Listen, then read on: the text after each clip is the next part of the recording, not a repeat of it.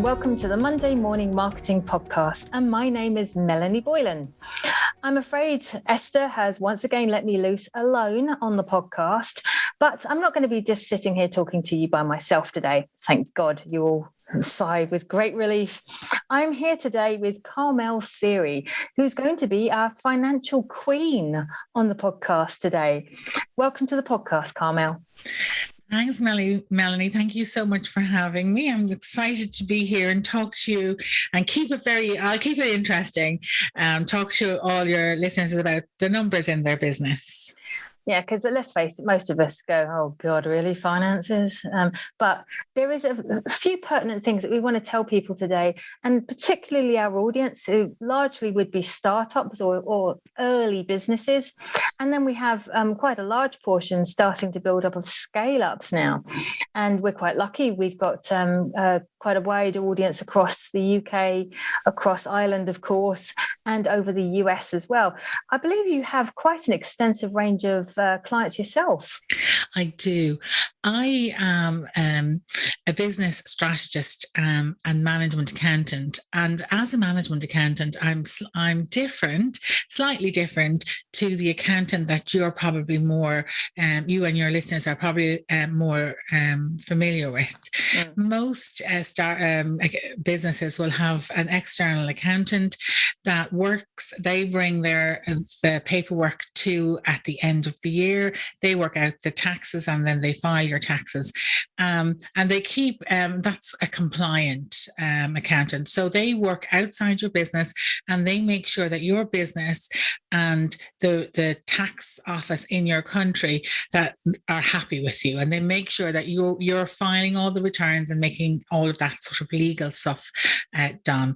And that's the first type of accountant that most people will engage. And it is really important that you do that. However, there is a lot that goes on in your business. And as a management accountant, I would typically work inside your business. So I would look at the sales figure, but also what is that made up of, what products or what services is made up on that sales, and work out where, as a business, you would need to focus on to grow. I'm a huge advocate for cash flows and budgets and keeping one eye to the future. And then obviously we have to review what's happened. So bookkeeping and reporting, all of that goes into both the compliance side accounting and the management accountant. We all use the same information, but we just use it in slightly different ways. Now, one thing I learned very early on, actually, about my accountant is as much as we trust our accountant to be adept at what they're doing, ultimately the responsibility falls on us that the accounts are correct and everything else. So we can't just literally hand over our accounts to somebody, even though they know what they're doing. We have to have a full understanding of those accounts as well, don't we? You do. The legal obligation remains with the business owner to understand and file those taxes and make sure that they are correct.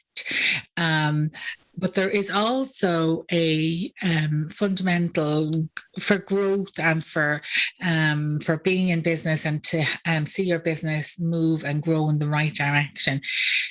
You won't be able to do that with any clarity unless you look at and understand the numbers. The numbers, if you like, are, as particularly say now we're in January and you're looking at the previous 12 months. I know that's slightly out for the UK. It's April, March, but we're looking back anyway on the last 12 months of our year, and we give all that information to our external accountant, and then the reports come back. We look at the tax figure and we pop those then in a drawer or in a file, never to be looked at again, and you get on with the business at hand. But the story of what happened in your business are in those numbers. Yeah. So in the last 12 months, so what went well? What do you want to repeat, and what do you want to avoid? So as a management accountant, one of the things that I help businesses and small entrepreneurs and small businesses to control their business through the numbers. And that help them build simple processes. So they will always know their cash flow and their numbers, even if they hate accounting. So one of my great strengths are when people come to work with me is that I'm able to explain things and break things down so that it's not daunting. And for people who don't like accounts or don't like numbers, it can be really off-putting to see a profit and loss account or a balance sheet. And you go, well, what's the difference? And why do I need to know one from the other? But there's a vast amount of information in there that you need to use to grow your business. Okay, so would you be able to advise people on, money they should set aside for marketing budgets and maybe upskilling and updating products, or maybe their assets, for instance? Is that something you could advise as well?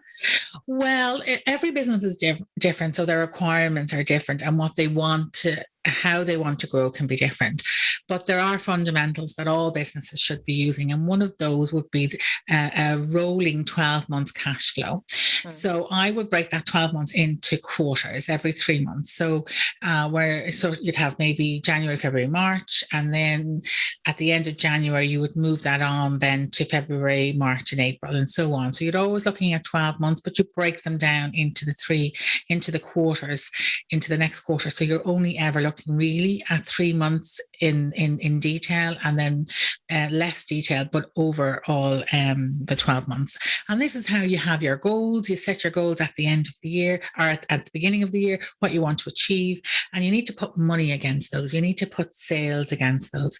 So for example, a lot of us will write down, well, I'd like 20% increase on sales. So we just think, right, if we had made 100,000, say, for example, last year, we're going to make 120 this year. But how is that broken down?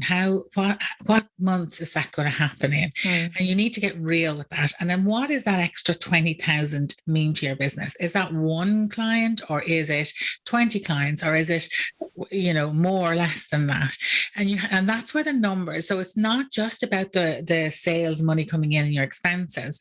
You're looking at all of the information that you want. You pop that into a process and into a format, and then you can work backwards.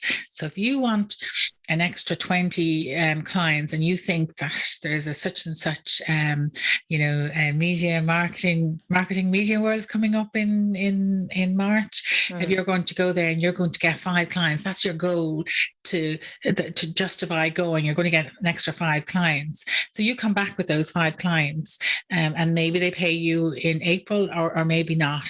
What does that look like?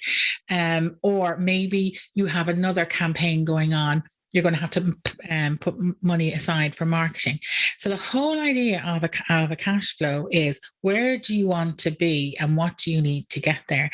And it's when you're having it in your head, it's very hard to come back to that on Monday. So if you have all these ideas on Friday and you'll say, well, I need to do a marketing campaign on in February if I want to fill this venue or this Zoom call in March, what's that going to look like? And if you have it all in your head, unless you write it all down, when Monday or Tuesday when you come back to work on it again, you're starting off from scratch, but also you build on it. So I'm a great believer of what's going on in the back of your mind as well, your subconscious mind. So when we write things down and we get things down, I liken it to doing a blog post or something. When you write a blog post and you think, oh my God, I am fantastic. That is brilliant. And then you go over the weekend and you come back and say, that's really not as good as I thought it was, or it's not as, a lot of that will happen with your budget and with your cash flow. And you improve it, you're continuously improving it.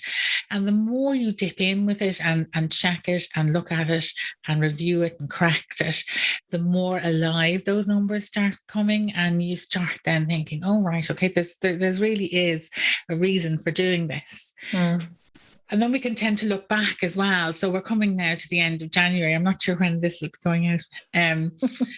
But anyway, so we're coming to the end of a month. Actually, we're in the middle of the month, but sorry, we're coming to the end. When you come to the end of a month. Giving it away, Carmel. I have to be, that's me in numbers, you see, I have to be precise. But when you get to the end of the month, say at the end of January, and then you're going into February, then you look back and you think, right, I said I was going to do 10,000 in sales or 5,000 in sales or 500 in sales. It doesn't matter. You had a budget, and how well did you work towards that budget? And do you know what happened, or is it that you just didn't try anything new and therefore it didn't work, or did you try something new and it didn't work? And that's as valuable as lessons. Yeah. So just get those lessons, because the numbers will tell you. The numbers don't lie. And then as business owners, we understand the reason. Once we know what the reason is, we then make an informed decision. Was that a one-off thing, or is that a problem? And then you use that information going forward. And what the numbers do is bridge those gaps so you can see them coming. So if, for example, you want to buy that hardware, you want to buy a new computer, and it's this year, you will know when the best time to do it is and when the worst time to do it is. And as a startup, particularly startups, but as a sole trader, as an entrepreneur,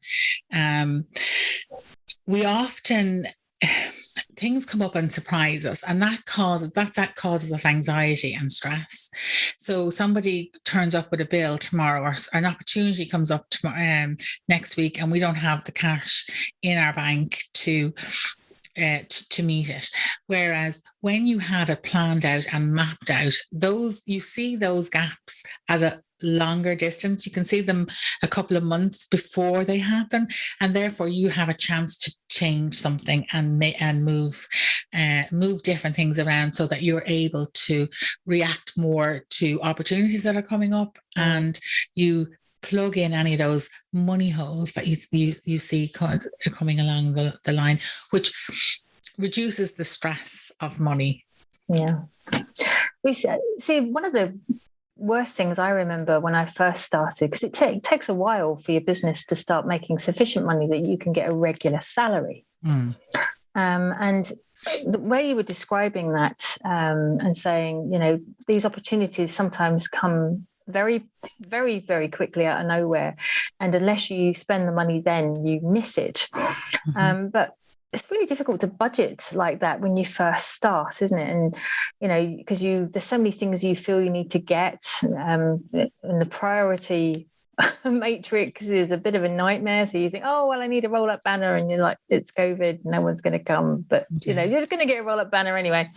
So is there sort of, not just you, but accountants in general, would they try and inject a sense of proportion and priority, and sort of help people say, look, you don't really need that right now. What you do need, however, is, better wheels on your car so you can get to these conferences and that sort of stuff.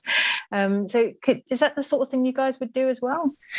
Well, I suppose that's such an individual requirement, what you do with how you actually spend your money. But it's all connected. The numbers are connected to your business, are connected to your marketing budget, are connected to your sales, are connected, all of those different things. So once as a business, you know who your customer is and what is your priority for this year. Now, you can't do everything, and And to be honest, sometimes not having the money can be a good thing, because you can't do everything then.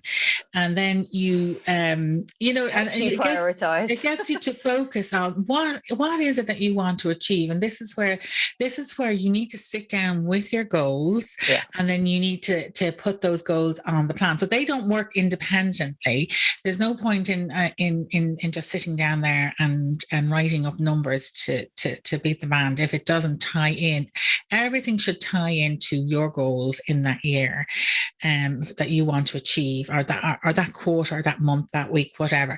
And then from that, then you may, and it doesn't really matter how big the company gets, you will never have an unending supply of resources. So as your company grows, even Facebook's and Google, the marketing manager has a budget, and they have X amount of things that they need to do to meet that budget. So they don't have, even though they do have big purses, they don't have an unlimited amount of resources, and it's what that manager chooses to spend that money on, and they will always choose what their goal is and what their priority is, and like that, the cash flow supports that idea and backs up that idea, and allows you to achieve those goals, because 42% of our goals become more achievable when we write them down. So that's pretty high, actually. It is quite high. So when you have your goals, I want to grow my business by 50%.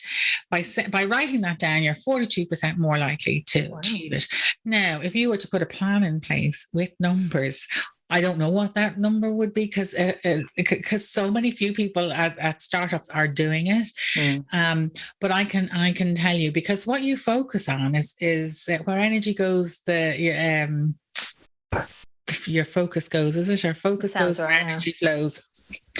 So whatever you focus on basically is where the growth is going to happen.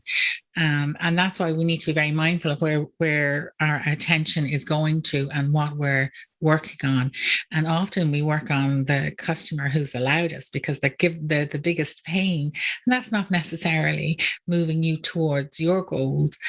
And when you have the numbers, and when you have something that you're measuring that against, it's easier to see. You know, I think a good example of that actually is the scale ups that you probably work with. Because before we started recording today, we were both talking about growing businesses, our own and clients as well. And we tend to put off the scaling up of our business because it's hard. And had we actually sat down and, as you keep saying, and I've got to encourage people to listen to Carmel, what you're saying is, if you set down a strategy and a plan and prioritize, you'd be amazed what you can achieve. When under pressure, you can achieve all sorts of stuff. If you even look back, scale ups. So if you even look back on last month or last year, what did you achieve? What was the one thing that you achieved? And what did you do well? And you will find that the things that we care about the most is where there was a strategy in place, even though maybe we didn't write it down on a Word document, but we probably discussed it with someone. We probably said, now what are we going to do? There was a plan of sorts in place, or you built in accountability somewhere. It's what we do automatically and naturally when we want to achieve something. But I suppose with working, particularly working for yourself and working as a solopreneur, you get pulled in so many different places that we end up at times reacting, to what other people want us to do. And I suppose this is where a growth, you need to sort of detangle yourself from that, work out exactly what it is that you want to detangle from and how you're going to do it. And that might be outsourcing. If you're spending time setting up your diary and sorting all of that out, if you're doing all of that, that's time that you could be doing other things. So you maybe getting a VA, maybe upping their hours. What does that look like? What's that cost? Where are you going to make up that difference? And that's how you move the dial in the business. You've got to have this strategy and this plan in place. And once you have the process in place, it's easier to follow, and when we have it up in our heads, we're holding too much information and our heads get wrecked. And so you need to kind of diffuse it somehow. And often that's, anyone who's in the mindset where we tell you to journal it out, get it out of your head, write it down. So to get it out of your head, and often when you do that, then you can see sort of patterns and different things like that. I think you can also get more constructive criticism as well when you can get feedback from others. If you take it from your head and put it on a sheet of paper, you can show it to your best friend, you can show it to your parents, and you can start getting some genuine feedback. That's what I found. Thinking it in your head isn't quite the same as doing it. Exactly. That's why your elevator pitch is so hard, because in your head, you have it so clear what you're going to do, what you're saying, and who you're helping, and you just see them all coming to you, flocking to you. And then someone says, "What do you do?" And you're kind of going, "Well, I don't know." "Oh, well, I do know, but I don't know how to tell you." Yeah. And it's just so hard. But it's just if the process isn't in place, it's not going to happen. And the process needs, and the thing with numbers and with the accounts is that for some reason, people put themselves under pressure to know it all. And it's quite a big topic, Especially this. Yeah, well, this is it. It's a huge area. There is a method to it, and you have to learn that method. And if you haven't been taught it or you don't understand it, like I come in Facebook, I still haven't done any Facebook ads. I'm still afraid of them because I don't understand how it works. Yeah. So I need, you know what I mean? I'm not putting myself under pressure from that, or thinking that I should know it for some reason, because the numbers are money, and there's a lot of mindset that goes on with money, and that we can sort of beat ourselves up. Yeah. One thing I have learned in the many years that I've been in business is that I don't need to know absolutely everything about everything. I take my car to the garage to get it fixed, but I know how to drive the car, and I know what it sounds like when it's not right. Okay, I know that. I take my books to my accountant because they know what they're doing and they know how to do it. But I read enough that I understand what it means. I don't have to understand the machinations behind it, but I do understand I do now, what a profit and loss, accounts looks like, and that sort of stuff. And it's the same with websites, and we don't have to know absolutely everything about everything, but we have to have an understanding of everything that's, an overview of what's impacting our business. And one thing you've definitely drilled home today is we need to have a strategy for our cash flow and for our budgeting and for our learning to understand how these things work as well, because we have to take time out. We have to spend time with people such as yourself, Carmel, to understand how these things work. So that our listeners can learn more about yourself and what you do, what would be the best place to reach you, Carmel? So if you come to my website, carmelseery.com, that's CARMELSEERY.com, and I hold regular talks on these subjects and workshops on them. But the latest one will be on my website. That I do free webinars, just so come and check those out. I'm doing the next one on the 26th of January. I'm not sure if our timing is going to work for that. But if you've missed that one, do come. There will be one more the month later. You do them very often, don't you? At least once a month, is it? About once a month I do a talk, and and help people out, or email me hello@carmelseery.com. And just, ask questions. I have a Facebook group, Know Your Numbers. And if you hate accounting, but need to know your numbers, I am the person that you need to connect with. Yes, absolutely. No, I can agree with that. I would consider myself numerically dyslexic. If it wasn't for you, I'd be nowhere, frankly. Well, thank you so much for your time, Carmel. Absolute pleasure to have you on. It's taken a while, so apologies for that. But we've had you on now, and we will be back very soon, and hopefully one day with Esther. I don't know why she keeps trusting me like this. I think she's crazy, frankly.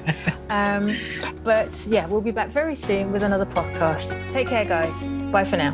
Thank you. Bye-bye.